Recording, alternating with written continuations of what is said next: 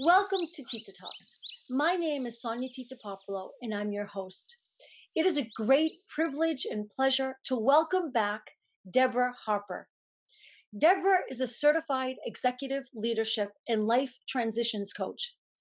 As a former vice president of Saks Fifth Avenue in Bal Harbour, Florida, for 20 years, she brings her beauty, flair, and incredible business acumen and understanding to her current path as she works with visionary executives and innovative leaders who are awakening to their authentic truth and discovering their unlimited power within. Given COVID 19, there are many people suffering, lost, left feeling fearful and confused. Today, we are talking about the healing power of coherence and resilience, a self care tool for you. Welcome back to Tita Talks, Deborah. Hi, how are you, Tita? It's nice to see you. Thank you for joining us again. Deborah, your mantra is everything is energy, including your attitude, state of mind, and physical body. And in fact, that energy impacts the way you think, make decisions, your responses, your behaviors. Moreover, you say your energy awareness is what defines your overall experience as a human being. For those who are suffering and feeling fearful or confused, what advice would you give them? Well, first of all, I want to really say how much, compassion I have for those who are experiencing difficulty at this time. Everyone is experiencing some sort of challenge in their life. And even with all the tools and the training and techniques that I have and the spiritual awareness, I too have experienced some difficulty. And I really believe it's up to each of us to navigate, so much disorder out in the world with internal order. So it's really balancing out the disorder out in the world with the internal order. And internal order, another word for that is coherence. So for me, I really believe that our emotional and mental states, that's the most important thing that we can be working on, and really trying to raise our self-awareness and our consciousness. That's what I've been doing with myself and also with my clients, is really doing the inner work. Since we are inside quarantine and in LA, we're still quarantined. I really think it's important to continue to just focus on the inner work so that we positive way. Absolutely.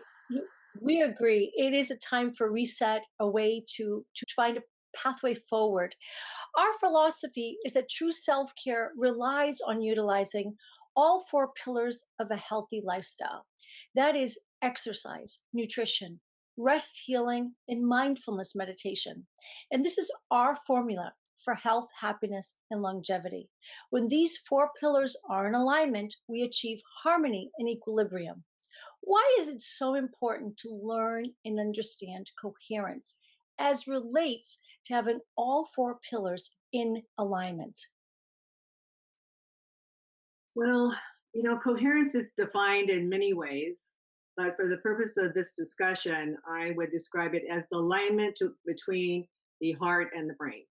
And it's really the heart and brain centers that can ultimately give you a feeling of confidence that no matter what is happening out there, that somehow, some way, um, your life will be flowing in a way where you can feel that everything will work out for the best in the end. Some people look at it as the universe has their back. It's whichever works best for you, but just having an inner knowing and a faith that really, there's something more out there that's supporting you. And really, that optimism, the faith, and the trust, those are really key things, I think, that help benefit you in so many ways. So, some of the benefits, the physical benefits of being in coherence is that, it helps you to maintain your composure in challenging times. And it helps to improve, family and social harmony. And so many people are at home with their family much more than they have been before. So, that's really key. It also reduces fatigue and exhaustion. And even though people aren't out that much, people are experiencing exhaustion. Just the fatigue of all there. It's like a cognitive dissonance of what you want to accomplish and what you're allowed to do as far as, how we're moving through this. So it's really important. It promotes the body's natural regenerative process. So I think coherence and really aligning your heart and your brain is really, really important. So this was perfect because it brings me to my next question, which is what self-care tools can one use on a daily basis to help build coherence? Well, I really approach that from two different vantage points, the head and the heart. So, if someone is emotionally stressed, I first ask them if they would like to calm down and do a breathing technique. So I've been doing this with my clients who, when I see them or working virtually on Zoom, and just to get them in that state where I feel they're a little bit more receptive and calm, a place of safety. And, so many have said yes. So I've started working with them and doing some techniques. Would you like to try one? Absolutely. I would love that. So, in other words, when you're working with a client, let's say, who's all over the place, this would be an exercise or best way to help them get into that space of coherence, right? Is that my understanding? Yes, when the brain is coherent, the heart becomes coherent and vice versa. So that's when you really start to experience wholeness. And, after someone gets into that state of coherence, we really go deeper into the internal narrative and we refocus then on the mindset, making sure that their mindset and what's going on in the background is really supporting them instead of doing the opposite. So I kind of take a two-pronged approach by first getting them in that state of coherence, just sort of through some of these techniques and tools, and then really we move forward and they're more, I think, open, and there's more, I would say, uh, more, I'd say, conscious intelligence coming through and awareness coming through that they can adapt more easy to their situation. So, sure, take us. What if you want to do an? Let's do an exercise. I'm ready. All right, so this is heart focused breathing. Is Okay. the first.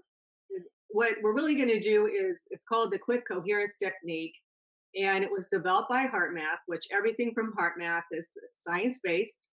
Yes. And as a certified trainer and coach for HeartMath, I can tell you the tools and techniques work. I've used them with individuals and also with large groups. So this one is kind of got two parts. There's a heart focused breathing. So what we're going to do with this is I'll explain it first and then we'll do it. And then I'd love to hear how you feel Okay, afterward. great. So we're going to breathe in. You breathe in for five, just to count to five. You can hold it Okay. for a minute. Breathe out slowly. So you're breathing in deeper and slower than normal. Okay. And you're going to three times. But on the third time that you're breathing in, you start thinking about something, visualizing something that gives you a positive feeling or renewing energy. And for anyone who's hearing this and may want to try it, it could be a family member, a cat, a dog, a place, it could be the beach in the mountains, whatever makes you happy, being in nature, just Right. something that gives you this renewing feeling. So, yeah, so think about that, and you would do that on the third time that we breathe in. Okay. As a So for just for 5 breaths, right? So breathe in three times, and okay. on the So third time, you're going to okay. really activate that positive and renewing feeling. And I like to Okay. put my hands on my heart, Okay. and I like where like the that. heart, mhm, Okay. and you visualize yourself breathing in through the heart. So I Okay. would close We close our and eyes. Okay. I'll follow you. You're going to take us through the breath. here. So we're going to breathe in, and we're going to breathe in for five through the heart, Okay. And then, the heart, okay. And then,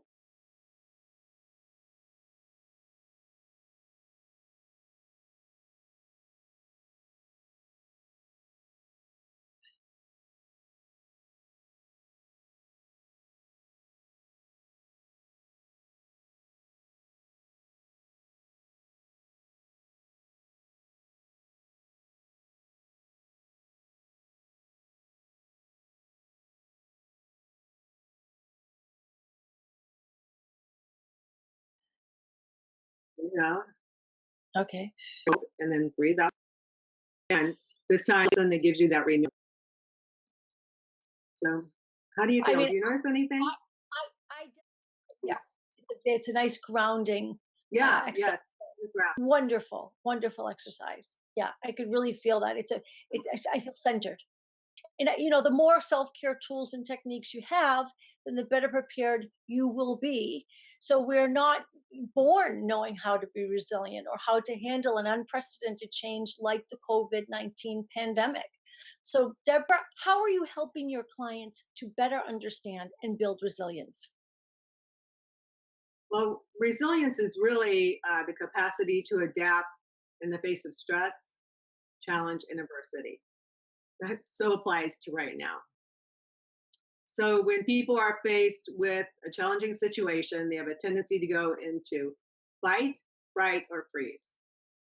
And on the outside, what it may look like is somebody's watching TV Hmm. and something and it causes anger.